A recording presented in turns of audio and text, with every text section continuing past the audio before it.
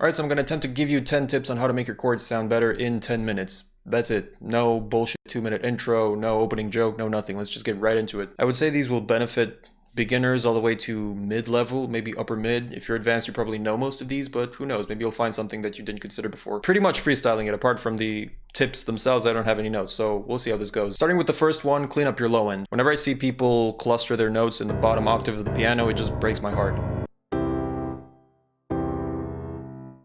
There's a kind of unwritten rule about how sparse your notes should be, depending on which octave you are on the piano. The higher you are on the piano or instrument in general, the better it sounds, essentially, to the point where if you're in the really high octaves, you can cluster a bunch of notes together and it sounds fine. The lower you go, however, the less that works. If you play something like thirds or seconds in the very low octaves of the piano, it sounds pretty much like Hitchcock doing Chopin. I'd say generally doing fifths is fine, if a bit aggressive, gives you that whole power chord vibe in the low but not too low octaves. And if you go really low, even the fifths start to sound cluttered to the point where you can only really do octaves. It's referred to as distribution in classical music, and there's usually two types. Close distribution, which essentially means no spaces between the notes of a chord, so if you have C, E, G, then you play C, E, G in that order. And sparse? Wide? I believe it's wide distribution, where you leave a note out and play it the next time around. So instead of C, E, G, you would have C, leave the E out, then G, then leave the C out, then the E. But in practice, just use some common sense and figure out what's okay and not okay to play based on the octave that you're in.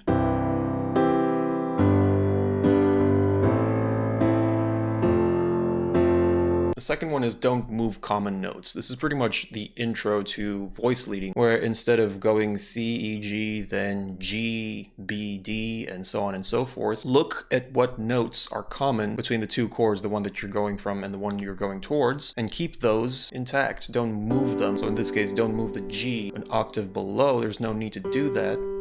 Keep it in the same octave and just play it again with the next chord, and the voice leading will be much smoother. Same thing between E minor and F major.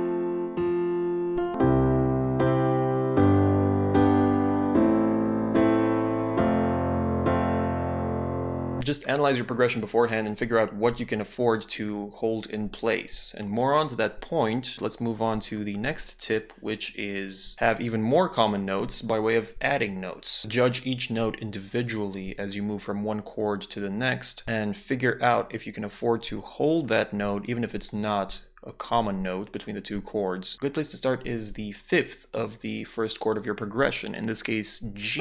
You'll find that you can pretty much keep that throughout the entire progression, and it sounds pretty good. It actually adds a bit of flavor to the chords. You can also try E, the third. You'll find that in this particular progression that sounds pretty good too. And heck, you can try both of them at the same time, see what happens. And that leads to the fourth tip, which is to just add even more notes. As in, right off the bat, don't wait for a chord change or anything. Like on the one chord, in this case C major, you can just start, instead of starting with just C major, you can also add the second, the D note. A lot of keyboardists do this. Just adds a lot of texture with very little. And you know, when you figure out something that sounds good on one chord, don't be afraid to try it on every single chord and figure out if it works in the context of the progression. Which, in this case, it does, but it does change around maybe too many notes, and maybe you would be better served by, again, keeping your voice leading a bit more smooth. And the fifth one is don't think notes, think rhythm. Now this kind of goes without saying, but don't get stuck playing the same old pattern over and over again, like in grade school. A lot of times what wows people is not so much how many notes you add to your chords, but just the rhythm of your playing, like spicing it up a bit. There's a big difference between, you know, just doing 8 notes over and over and over again, and doing a few syncopations here and there, even if you keep the exact same notes intact. It just adds a lot of movement to the whole thing. Sixth one is treat the top notes as a melody. This one tip will do so much for you in terms of helping you to figure out how to write melodies and songs and whatever. It's also a good way to just add notes in general, going back to the previous tips. A lot of times you'll stumble upon a few notes that just, you know, add a lot to the chord itself, and you figure out that you can use it later on as a standalone chord, maybe in a different progression. And just having that in the back of your head, just thinking that, oh, I should do something with my top note, that's going to develop your brain, honestly, and make you think in multiple planes. Bass, chords, and melody on top. And that's a lot. Keyboardists have big brains. And you don't need to go overboard here. You don't need to make like a million notes with your fourth and fifth fingers. Just keep it simple. A lot of times just keep the same note, maybe have a bit of a flourish at the end, and there's your melody. In fact, there could be the next hit song. Less is more. Call me Ed Sheeran. We'll make something happen. Next up, number 7, borrow chords from the sister scale. This is one of my favorites. I have a full video on this. It's linked above somewhere. So there's 2 main scales that comprise basically the whole of pop music and beyond, and that's the major scale and the minor scale. These are kind of intertwined. They're twinned together. They're yin and yang. So if we're using C major for this progression, what I want you to do is borrow chords from the minor scale, C minor. Now obviously you have to learn the minor scale first if you don't know it, but it's well worth your while. Because once you do, you can spice up your progression a lot by just borrowing one little chord from the twinned scale. You can just start with C minor instead of C major, see what that does to it. Makes it a bit more somber, a bit more serious, but with a greater resolution in the end as a result. What if you go to F minor instead of F major at the end? That's quite the beautiful sound.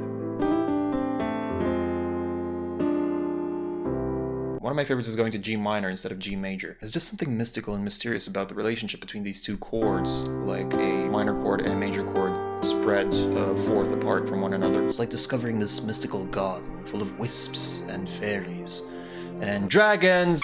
And the other reason why I like it is because it leads us nicely to the 8th way to improve your harmony, which is dumping it down the drain. I'm talking about reharmonization. Now, I'm by no means an expert, but you can still apply it even if you're a beginner. Now you could go straight to F after playing that G minor chord, but there's something about minor chords that have a gravitational pull towards major chords a fourth above them. That way of thinking leads us naturally to 2-5-1 progressions, a staple of jazz and something way simpler than people make it out to be. Now obviously 2-5-1 should be its own video, as should reharmonization for that matter. A lot of videos to make. But essentially, if you're going to F, don't just go straight to F. Treat the F that you're going to as a sort of temporary tonal center within your progression, and with F as your temporary center, do a 2 chord within F. So in this case, G would be the 2 chord in F, then a 5 chord, which is C, and then finally arrive to F. So 2-5-1.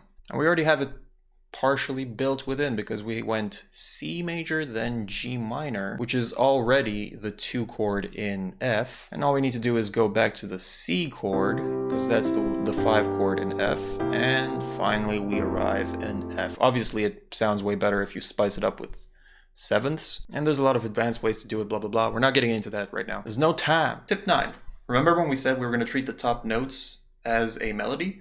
Well, now we're going to treat the entire chords themselves as melodies. You can also think of this as adding more motion by just moving everything around together. Now you can pretty much do this in a simple way straight off the bat, but it takes quite a while to experiment and figure out what sounds good together. Because you basically have to treat each single note as its own little melody and then figure out how those little melodies or voices interact with one another. Think of it as still prioritizing the top note as the melody. You're just dragging the other notes of your right hand along for the ride, and sometimes even the left hand notes. And the final tip is to experiment. 1 note at a time if need be. Add just 1 note to your entire progression and try to figure out how many chords can you outfit with that 1 note.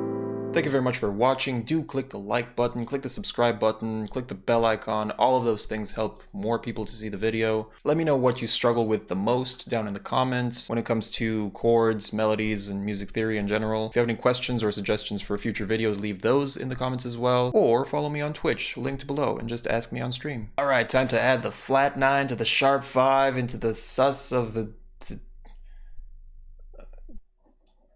flat 9. There was a joke in there somewhere. Anyway, bye.